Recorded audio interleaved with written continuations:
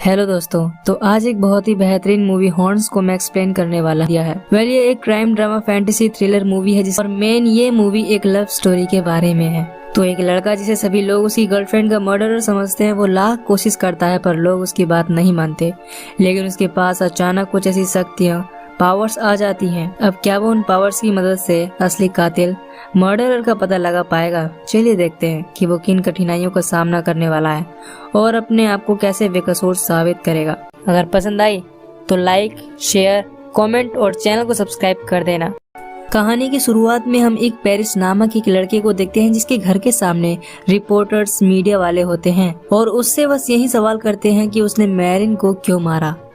एक पेरिस वो मैरिन से बहुत प्यार करता था और अब जब अचानक मैरिन मर गई है तो उस पर ये आरोप है कि उसने मैरिन का रेप किया और उसे मार डाला। एक इन सारी बातों को डिनाई करता है और अपनी कार में यहाँ से चला जाता है। एक अपने पेरेंट्स के घर आता है जहाँ उसकी मॉम लीडिया और पिता डेरिक इगी को दिलासा देते हैं और कहते हैं कि सब ठीक हो जाएगा।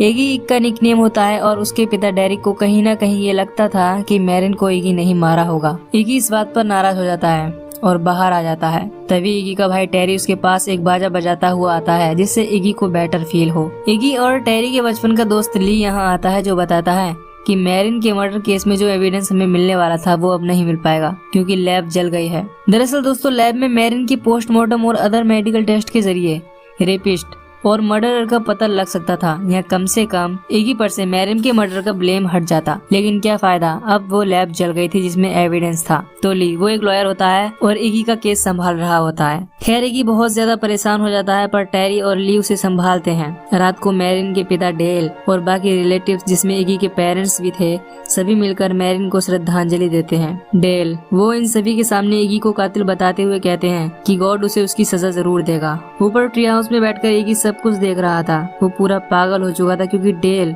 वो उसे बेटे की तरह मानते थे और अब अपनी बेटी का कातिल मानते हैं। इन सब के जाने के बाद इगी मैरिन के लिए जलाई गई कैंडल्स पर पेशाब करता है और गॉड को बुरा भला कहता है। तभी ग्लेना आती है और ये भी इगी की बचपन की दोस्त है। ग्लेना एक बार में काम करती है। यह ग्लेना इगी को संभालती है। इगी कहता है कि गॉड मैरिन को कैसे मार सकता है। वो हर संडे चर्च जाती थी और एक क्रॉस भी पहनती थी। ये सब कहता हुआ इगी रो रहा होता है। ग्लेना इगी को संभालती है और अपने साथ ले जाती है। अगले दिन इगी की आँख खुलती तो वो अपने सर पर सींगों को निकला हुआ पाता है। वो हैरान रह जाता है और डर भी जाता है कि ये सब क्या हो रहा है, क्या वो कोई डेविल है।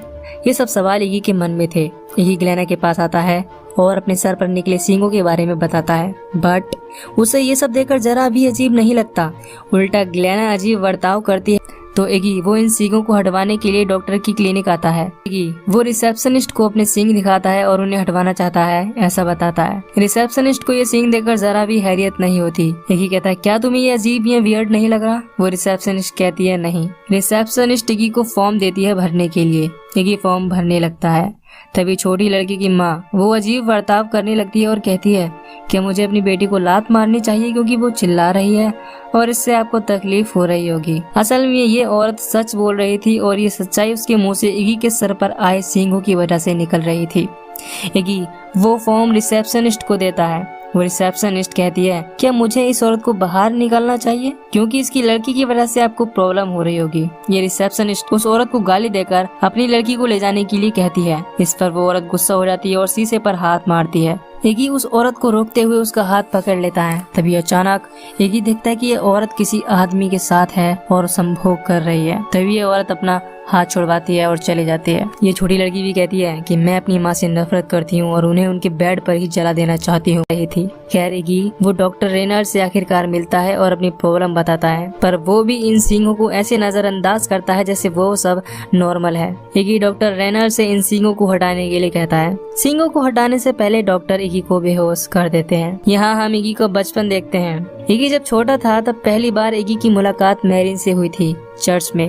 अगले सीन में जब इगी की आंख खुलती है तो वो देखता है कि डॉक्टर ने अपना काम अधूरा छोड़ दिया है और नर्स के साथ अपना मुंह काला करा रहा है। इगी यहाँ से निकलता है और अपने दोस्त ली से मिलता है और खास बात ये थी कि ली इगी के सींगों को नहीं देख पाता। इगी को लगता है कि ये सींग अच्छे लोगों पर काम नहीं करते। इसके बाद इगी अपने पेरेंट्स के घर आता है और अपने सींगों के बारे में बताने की कोशिश करता है, पर उसकी मॉम वो अजीब बर्ताव करना शुरू कर देती है। वो कहती है, मुझे नहीं सुनी तुम्हारी प्रॉब्लम, अच्छा होता कि तुम पैदा ही न होते या मेरे बेटे ही न होते। ये सुनकर इगी का दिल टूट जाता है वो अपने पिता डेरिक के पास आता है और कहते हैं कि आपको भी मुझे कुछ कहना है। जैसा होना चाहिए डेरिक भी एक सच बोलते हैं। वो कहते हैं कि तुम्हें मैरिन को नहीं मारना चाहिए था, वो एक बहुत सुंदर और अच्छी लड़की थी। इगी कहता है डैड, मैं उसे बहुत प्यार करता था, मैं उसे नहीं मार सकता। इगी काफी कोशिश करता है अपने पिता को ये बताने की कि उसने मैरिन को नहीं मारा, पर डेरिक वो यकीन नहीं करता। डेरिक कहता है मैंने ही लैब में आग लगवाई थी ताकि सारे सबूत जल जाएं और तुम जेल जाने से बच जाओ। यहाँ हमें पता चलता है असली सच। दरअसल डेरिक को ये लग रहा था कि इगी ही कातिल है, इसीलिए इन्होंने अपने बेटे इगी को बचाने के लिए लैब में आग लगवाई ताकि इगी के खिलाफ सारे सबूत जल जाएं। पर इस बात पर इगी बहुत गुस्सा हो जाता है क्योंकि अगर डेरिक ने लैब में आग ना लगवाई होती तो अब तक इगी बेकसूर साबित हो चुका होता। इगी यहाँ से निकलता है और ली को इन्फॉर्म कर देता है कि लैब उसके डैड के कहने पर उनके दोस्त ने जलाई थी। इगी देखता है कि उसके पीछे मीडिया वाले भी लगे हुए हैं। इगी उस पब में आता है जिसमें ग्लेना काम करती थी, लेकिन इससे पहले मीडिया वाले वहीं अपने घिसे पीटे सवाल पूछने लगते हैं कि तुमने मैरिन को क्यों मारा वगैरह वगैरह। इगी कहता है जो भी तुम सब में बेस्ट होगा वो मेरा इंटरव्यू लेगा। ये सुनते ही सारे रिपोर्टर्स लड़ने लगते हैं और इगी पब में आ जाता है। इगी के सींगों की इफेक्ट की वजह से पब का मालिक भी एक सच बताता है। वो कहता है कि मैं अपना पब जलाना चाहता हूँ ताकि इंश्योरेंस के पैसे मिल सके। पर इगी वो पब में बैठे सभी लोगों से पूछता है कि क्या कोई मैरिन के मर्डर केस से रिलेटेड कुछ जानता है। ये सुनते ही यहाँ बैठा स्टैन नाम का एक बंदा कहता है कि मेरा कजन एक पुलिस वाला है और उसे पता है कि नया विटनेस कौन है। विटनेस एक वेट्रेस है जिसने तुम्हें और मैरिन को ड्रिंक सर्व की थी। उसने ये बयान दिया था कि तुम मैरिन को कार में खींचकर रेस्टोरेंट से चले गए थे। ये सुनते ही इगी को तसल्ली हो जाती है क्योंकि अब उसे पता है कि किसने उसके खिलाफ झूठा बयान दिया था। इगी आकर अपनी कार में बैठ जाता है और वो रिंग निकालता है जो वो मैरिन को देने वाला था। अब हम देखते हैं कि जिस रात मैरिन का मर्डर हुआ था उस दिन इगी मैरिन को प्रपोज करने वाला था। उसने रात को रेस्टोरेंट में अपने भाई टेरी और फ्रेंड ली को भी इनवाइट किया था। रात को इगी रिंग लेकर मैरिन के पास आता है और यहाँ वेरोनिका नाम की वेट्रेस इन्हें ड्रिंक सर्व करती है। यहाँ इगी मैरिन को प्रपोज करने वाला था पर मैरिन का मुंह लटका हुआ था। इगी के पूछने पर वो कहती है कि हमें एक दूसरे से अलग हो जाना चाहिए, मुझे लगता है कि मुझे तुमसे प्यार नहीं रहा। इस तरह मैरिन इगी से ब्रेकअप कर लेती है। इगी बहुत ज्यादा परेशान हो जाता है क्योंकि बचपन से ये एक दूसरे से शादी करने की कस्में खाते थे, वादे करते थे, पर अब जब इसका वक्त आया तो मैरिन कह रही है कि मैं अब तुमसे प्यार नहीं करती। खैर इगी गुस्से में बाहर आ जाता है जहाँ उसका भाई टेरी भी इगी के प्रपोज को सेलिब्रेट करने आया था, पर इगी अपनी कार में बैठकर यहाँ से चला जाता है। टेरी को कुछ समझ नहीं आता कि इगी अचानक इतने गुस्से में यहाँ से क्यों चला गया। खैर अगले दिन इगी के पास पुलिस आती है और उसे बताती है कि मैरिन का कत्ल हो गया है और प्राइम सस्पेक्ट तुम हो। यही ये सीन कट होता है और हम आते हैं प्रेजेंट में जहाँ इगी वेरोनिका नाम की वेट्रेस से सच उगलने के लिए कहता है। वो कहती है कि उसने झूठ इसीलिए बोला क्योंकि उसे न्यूज़पेपर और टीवी में फेमस होना था। पर इगी कहता है कि तुम्हारा ये बयान किसी काम का नहीं क्योंकि उस रात मेरा भाई टेरी भी यहाँ था। उसे पता है कि मैं मैरिन को कार में खींचकर नहीं ले गया था बल्कि मैं अकेला यहाँ से गया था। नेक्स्ट सीन में इगी अपने भाई टेरी से मिलता है और यहाँ टेरी के मुंह से भी एक सच निकलता है कि वो मर्डर वाली रात मैरिन को घर ड्रॉप करने जा रहा था। ये सुनते ही इगी टेरी को पीटने लगता है क्योंकि ये बात उसने तब नहीं बताई जब पुलिस जानना चाहती थी। यहाँ इगी जब टेरी को पकड़ता है तो इगी को टेरी की वो मेमोरी दिखती है जिस रात इगी मैरिन से झगड़कर आ गया था। दरअसल उसके बाद टेरी वो मैरिन को ड्रॉप करने जा रहा था और नशे की हालत में टेरी शायद अपने होश में नहीं था, इसीलिए मैरिन कार रुकवाकर जंगल में ट्री हाउस की ओर निकल जाती है और टेरी अपनी कार में ही मैरिन का वेट करने लगता है और यहाँ पर टेरी की आंख लग जाती है। पर जब टेरी की आंख खुलती है तो उसके कपड़े पर खून था और उसके हाथ में खून से सना पत्थर। टेरी जब जंगलों में जाकर देखता है तो वहाँ मैरिन की लाश थी। टेरी डर जाता है और अपने कपड़े और वो खून से सना पत्थर लेक में फेंक देता है। ये सारा नजारा देख इगी को लगता है कि टेरी वो ही मैरिन की मौत का जिम्मेदार है। इगी टेरी को पीटने लगता है कि उसने मैरिन को क्यों मारा, तो टेरी कहता है कि मैंने उसे नहीं मारा। इगी को और गुस्सा आ जाता है पर एन वक्त पर पुलिस आकर इगी को अरेस्ट करती है और पुलिस स्टेशन ले जाती है। अगले दिन ली आकर इगी को पुलिस स्टेशन से लेकर आता है जहाँ बातचीत के दौरान इगी रियलाइज करता है कि ली एक क्रॉस पहन रहा है और ये वही क्रॉस है जो मैरिन पहनती थी। इगी पूछता है कि ये तुम्हारे पास कैसे है, तो ली कहता है कि ये खुद मैरिन ने मुझे दिया था। इगी कहता है कि मैरिन तुम्हें ये क्रॉस क्यों देगी। यहाँ ली क्लियर करता है कि मैरिन जिस लड़के के लिए तुम्हें छोड़ रही थी वो मैं ही हूँ। ये सुनते ही इगी बेचारे उसके होश उड़ जाते हैं, मतलब उसी के बेस्ट फ्रेंड की वजह से मैरिन ने इगी को छोड़ दिया था। इगी पूरी तरह टूट जाता है और आ जाता है मैरिन के पिता डेल के पास ये पूछने के लिए कि क्या कभी मैरिन ने किसी दूसरे लड़के का जिक्र आपसे किया था। डेल कहता है नहीं, मेरी बेटी सिर्फ तुमसे प्यार करती थी और अब तुमने उसे मार दिया है। इससे पहले कि मैं तुम्हें मार डालूं, यहाँ से निकल जाओ। इगी यहाँ से आकर एक एवेंडेंट जगह पर अपने सींगों को निकालने की कोशिश करता है, पर वो सींग तो जैसे इगी का हिस्सा बन गए थे। यहाँ इगी को बहुत से सांप अपनी ओर आते हुए दिखाई देते हैं। वो समझ जाता है कि सांप इन सींगों की वजह से ही उसकी ओर अट्रैक्टेड है। यहाँ इगी इन सींगों को अपनी कमजोरी न समझकर अपनी ताकत समझता है और आ जाता है वेरोनिका नाम की वेटर के पास, जिसने पुलिस के सामने झूठा बयान दिया था। वो सारे सांप एक एक करके वेरोनिका को काटते हैं, जिसके बाद इगी भी टेरी के पास आ जाता है। इगी देखता है कि टेरी ड्रग कंज्यूम कर रहा है और उसके पास कई वैरायटी का बहुत सा ड्रग है। इगी अपनी पावर से टेरी को वो सारा ड्रग खाने के लिए कहता है और टेरी खाने लगता है।